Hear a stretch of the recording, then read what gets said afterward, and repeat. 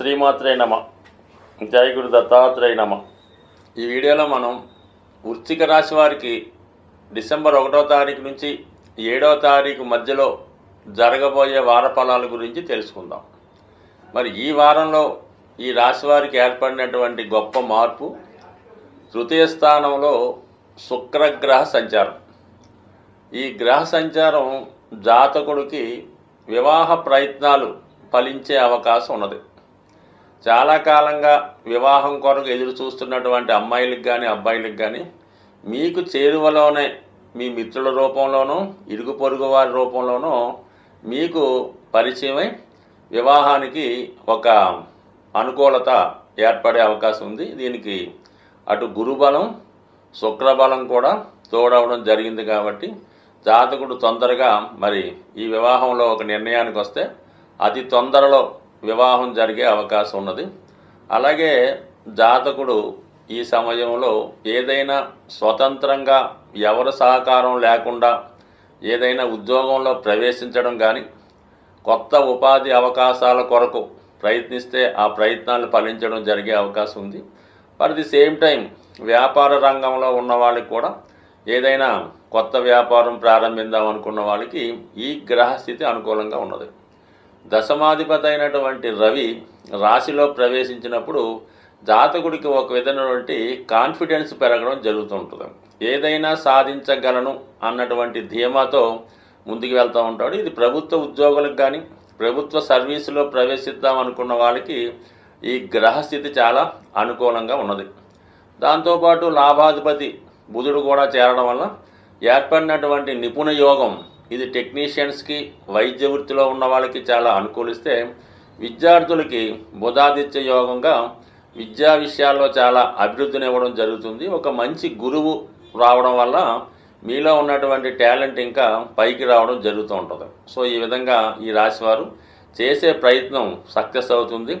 అలాగే ఏదైనా ఇంటర్వ్యూలో కానీ అలాగే ఏదైనా ప్రవేశ పరీక్షలో రాస్తూ ఉంటే దాంట్లో ఈజీగా మీ సక్సెస్ రావడం జరుగుతుంటుంది. అంటే ఎప్పుడైనా ఈ రాశిలో ఒక బలమైనటువంటి యోగం ఏర్పడడం ఒక ఎత్తు అయితే, ఈ యోగాన్ని గురువు వీక్షిస్తున్నాడు. ఈ రాశికి పూర్వపుణ్యాధిపతి అయినటువంటి గురువు వీక్షించడం వల్ల సప్తమం నుంచి జాతకుడు ఈ జన్మలో చేసుకున్నటువంటి ప్రయత్నంతో పాటు పూర్వజన్మ అదృష్టం కూడా తోడవడం వల్ల జాతకుడికి ఈ సక్సెస్ రావడం జరుగుతూ ఉంటుంది.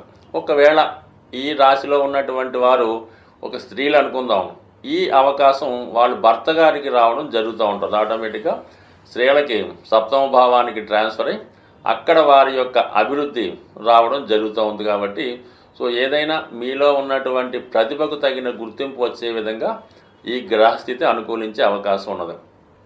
అలాగే రాష్ట్రాధిపతిగా ఉన్నటువంటి కుజుడు మరి భాగ్యస్థానంలో సంచరించడం ఒక విధంగా జాతకుడికి తనలో ఉన్నటువంటి ప్రతిభ గుర్తింపు వస్తుంది. అలాగే పుణ్యక్షేత్రాలు కానీ దూర ప్రాంత ప్రయాణాలు కానీ అనుకోకుండా చేయడం జరుగుతూ ఉంటుంది. అలాగే మీరు చేస్తున్నటువంటి దూర ప్రాంత ప్రయాణంలో కానీ ఏదైనా పుణ్యక్షేత్రం వివాహ వేడుకలో కానీ మీకు అనుకోకుండా కొత్తవారు పరిచయం అవడం, వారితో కొంతకాలం పాటు మీరు ప్యారలల్గా స్నేహాన్ని కొనసాగించడం, ఈ విధంగా మీకు ప్రయాణంలో పరిచయమైనటువంటి కొత్త వ్యక్తులు సహకారం మీకు లభించే అవకాశం ఉన్నది. సో అలాగే లాభస్థానంలో కేతుగ్రహ సంచారం మీకు ఎప్పుడూ కూడా మీ పైన ఒక ఆధ్యాత్మిక గురువు కానీ ఎవరో ఒక మార్గదర్శకుడు మిమ్మల్ని నిరంతరం సలహా ఇస్తూ మిమ్మల్ని పైకి తీసుకొచ్చే ప్రయత్నంలో ఎక్కువగా తోడ్పడుతూ ఉంటారు. అయితే మీరు కూడా ఏదైనా ఒక కొత్త ప్రయత్నం కానీ ఒక రిస్క్ కానీ చేసే ముందు మీ యొక్క ఆధ్యాత్మిక గురువుతో సంప్రదించి వారు చెప్పిన విధంగా ముందుకు వెళ్ళడం వల్ల, అంటే ఆయన చెప్పింది మంచి అయినా చెడైనా ఖచ్చితంగా మీరు ఫాలో అయిపోతే ఆ పని మీకు జరిగే అవకాశం ఉన్నది. ముఖ్యంగా ఏంటంటే పంచమ స్థానంలో ఉన్నటువంటి రాహువు, 4వ స్థానంలో ఉన్నటువంటి శని గ్రహాల మధ్య ఏర్పడినటువంటి నక్షత్ర పరివర్తన కారణంగా జాతకుడికి ఒక బ్రేకప్ లాంటిది జరిగే అవకాశం ఉంది. మీరు ఏదైనా ప్రేమ వ్యవహారంతో కానీ ఎవరితో ఉన్న డీప్ ఫ్రెండ్షిప్ చేస్తూ ఉంటే ఏదో కారణం వల్ల ఆ ఫ్రెండ్షిప్ ఆ లవ్ అఫేర్ బ్రేకప్ అయ్యే అవకాశం ఉంది. ఈ విషయంలో జాతకుడు మరి కొంతవరకు ఆలోచించి నిర్ణయం తీసుకోవడం మంచిది. సో ఏదైనా ఒక అపశృతి ఫెయిల్యూరు ఈ వారంలో రావడం జరుగుతుంది. అయితే ఇవన్నీ చిన్న చిన్న విషయాలు. గొప్పగా జరిగేటి ఏంటంటే గురుబలం మీకు పుష్కలంగా ఉంది కాబట్టి ఒకవేళ లవ్ లాంటి బ్రేకప్ అయినా వెంబడినే కొత్త వారితో వివాహానికి కూడా ఈ గ్రహస్థితి అనుకూలించే అవకాశం ఉంది కాబట్టి ఏమాత్రం ఎవరి దూరం అయినా కొత్తగా వచ్చే అవకాశాన్ని ఉపయోగించుకొని హ్యాపీగా ఉంటారని ఆశిస్తూ ఈ వారంలో మరి సుబ్రహ్మణ్య షష్ఠి రాబోతుంది. డిసెంబరు 7వ తారీఖున సుబ్రహ్మణ్య షష్ఠి, అలాగే 6వ తారీఖున నాగ పంచమి రావడం జరుగుతూ ఉంటుంది. ఈ రెండు కూడా ఎవరి జన్మ జాతకంలో సర్పదోషం లాంటిది ఉంటుందో వాళ్ళు దాని పరిహార నిమిత్తం ఈ 2 రోజులు కూడా విధి విధానంగా సుబ్రహ్మణ్య స్వామిని ఆరాధించడం వల్ల వారి జాతకంలో ఉన్నటువంటి సర్పదోషం పరిహారం అయ్యే అవకాశం ఉన్నది.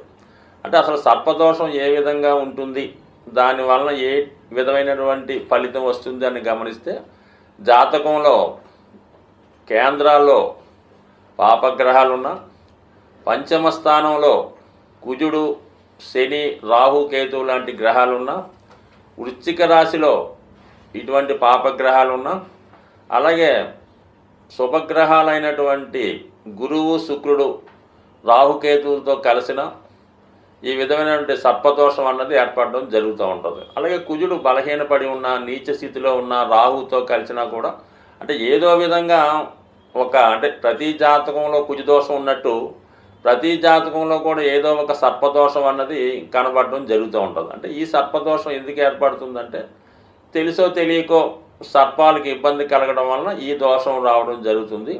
ఇది 7 తరాలుగా జాతకుడిని బాధించే అవకాశం ఉంది. అంటే మీ పూర్వీకులు 7 తరాలుగా అటు ఇటు వాళ్ళు ఏ దోషం చేసినా అది కుటుంబంలో అందరికీ రావాలనే ఏం లేదు, ఎవరో ఒకరికి రావచ్చు. మళ్ళా అది ఎక్కువగా ఈ సర్పదోషం మరి పిల్లలు కలగడంలో ఆలస్యం అవుతుంటుంది. ఎవరి జాతకంలో ఈ సర్పదోషం ఉన్నా వాళ్ళకి ఏమవుతుందంటే సంతానం లేటుగా పుట్టడం, పుట్టినవారు చాలా బలహీనంగా ఉండడం, ఆరోగ్యకరంగా లేకపోవడం, విద్య రాకపోవడం, ఏదో ఒక రోగం వస్తూ ఉంటుంది. అలాగే ఏంటంటే జాతకుడు చెడు వ్యసనాలకి లోనవుతూ ఉంటాడు.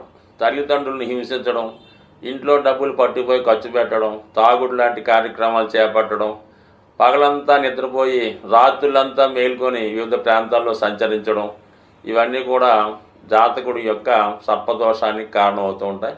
ప్రస్తుతం రుణ బాధలు ప్రతి జాతకుడికి కూడా అంటే ఎవరైతే ప్రస్తుతం రుణ బాధలతో ఇబ్బంది పడుతున్నారో, అంటే రుణ బాధలు అంటే ఏదో ఇల్లు కట్టుకొని హౌసింగ్ లోన్ తెచ్చామండి, కారు కొనుక్కొని హౌసింగ్ లోను, అమ్మాయికి పెళ్లి అది రుణ బాధలు కాదండి.